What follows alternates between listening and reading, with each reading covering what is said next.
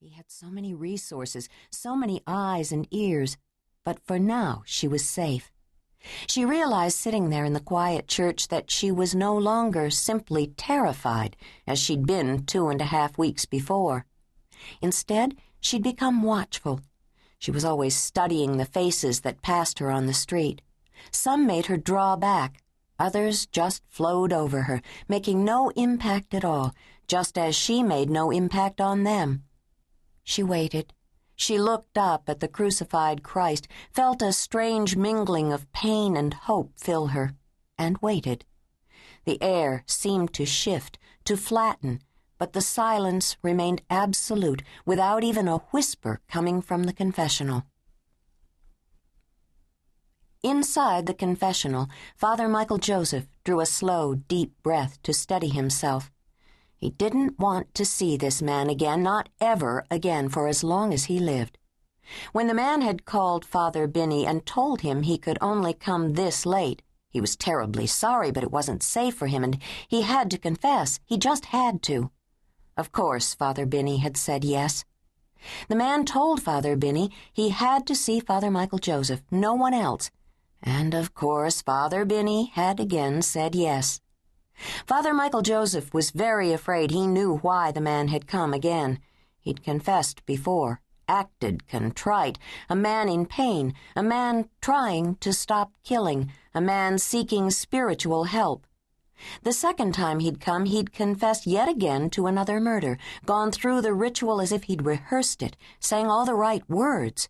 But Father Michael Joseph knew he wasn't contrite, that what? That for some reason Father Michael Joseph couldn't fathom, the man wanted to gloat, because the man believed there was nothing the priest could do to stop him. Of course, Father Michael Joseph couldn't tell Father Binney why he didn't want to see this evil man. He'd never really believed in human evil, not until the unimagined horror of September 11th. And now, when this man had come to him for the first time a 1.5 weeks ago, then last Thursday, and now again tonight at nearly midnight. Father Michael Joseph knew in his soul that the man was evil, without remorse, with no ability to feel his own or another's humanity. He wondered if the man had ever felt truly sorry. He doubted it. Father Michael Joseph heard the man breathing in the confessional across from him, and then the man spoke, his voice a soft, low monotone. "Forgive me, Father, for I have sinned."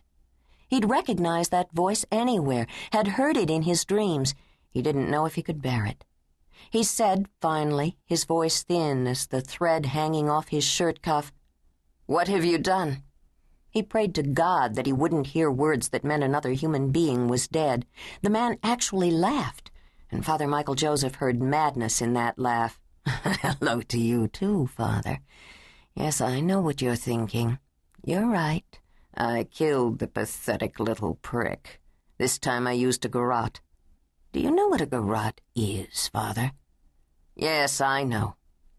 He tried to get his hands beneath it, you know, to try to loosen it, to relieve the pressure. But it was nice, strong wire. You can't do anything against wire. But I eased up just a bit to give him some hope. I hear no contrition in your voice, no remorse, only satisfaction that you committed this evil. You have done this because it pleased you to do it, the man said in a rich, deep, somber voice. But you haven't heard the rest of my tale, Father. I don't want to hear anything more out of your mouth. The man laughed, a deep, belly-rolling laugh. Father Michael Joseph didn't say a word. It was cold and stuffy in the confessional, hard to breathe, but his frock stuck to his skin. He smelled himself in that sweat, smelled his dread, his fear, his distaste for this monster. Dear Lord, let this foul creature leave now, leave and never come back. Just when he thought he had pulled it loose enough so he could breathe, I jerked it tight, really fast, you know, and it sliced right through his fingers all the way to the bone. He died with his damn fingers against his own neck. Grant me absolution, Father. Did you read the papers, Father? Do you know the man's name? Father Michael Joseph knew. Of course he knew.